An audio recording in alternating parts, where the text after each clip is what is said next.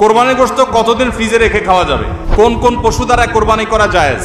7 নামে কোরবানি দেওয়া যাবে কিনা? কোরবানি 7 নামে দিবেন কিনা? ভাইরা আমার, কোরবানি মূলত আল্লাহর নামে হবে, এটা আমাদের বলার ভুল। আমরা বলি 7 নামে কোরবানি, আসলে 7 নামে না, 7 জনের তরফ থেকে, 7 ব্যক্তির তরফ থেকে কোরবানি হয়, 7 ব্যক্তির পক্ষ থেকে কোরবানি হতে পারে।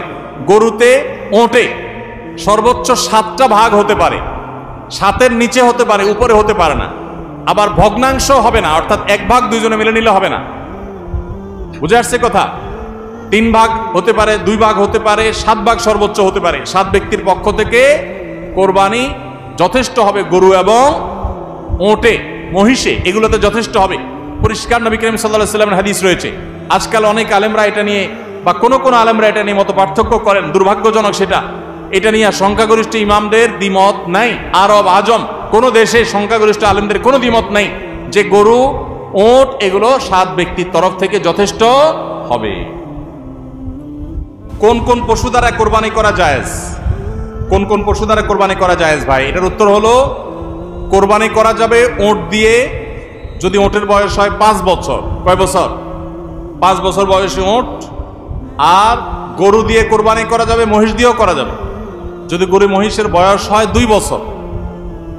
আর ছাগল দিয়ে, ভেড়া এবং দুম্বা দিয়ে কোরবানি করা যাবে যদি এগুলোর বয়স হয় 1 বছর।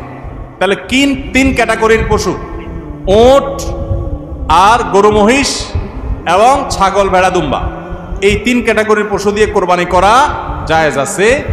এবং এছাড়া অন্যান্য যেগুলো আছে, বন্য জন্তু অথবা অন্যান্য হালাল পশু, হাঁস মোরগ, এগুলা কোনটা দিয়ে কোরবানি করা জায়েজ নাই। কোরবানি শুধুমাত্র এটা দিয়ে কোরবানি করা জায়েজ আছে, 3 ক্যাটাগরির পশু।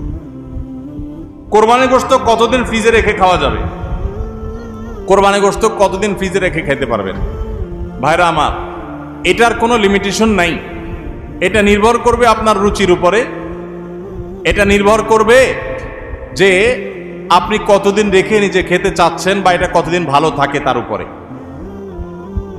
অনেকে খুব বেশি দিন গোশত ফ্রিজে রেখে, মাছ ফ্রিজে রেখে খেতে পছন্দ করেন না।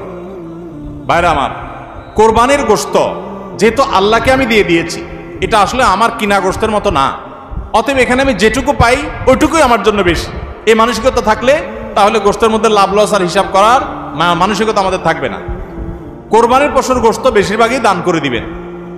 আপনি 3 ভাগের 1 ভাগ দান করলেন, 1 ভাগ আত্মীয় স্বজনকে খাওয়ালেন, আরেক ভাগ আপনি রেখে দিলেন। এটা হলো মুস্তাহাব, কিন্তু এটা জরুরি না। কেউ যদি বেশিরভাগও রেখে দেয় তার কোরবানি হয়ে যাবে। উদ্দেশ্য যদি আল্লাহকে খুশি করা হয়, গোশতটা যদি মূল উদ্দেশ্য না হয়। কারোর উদ্দেশ্য হতে পারে যে আমি রেখে দিয়ে পরে আস্তে আস্তে আল্লাহর রাস্তায় মানুষকে দিব, গরিব দুঃখীদেরকে রান্না করে খাওয়াবো, নিজেরাও খাবো, তো আলহামদুলিল্লাহ তিনি রাখতে পারেন। এটা কোনো লিমিটেশন নাই যে কোরবানি গোশত এতদিনে বেশি রাখা যায় না, এমন কোনো কথা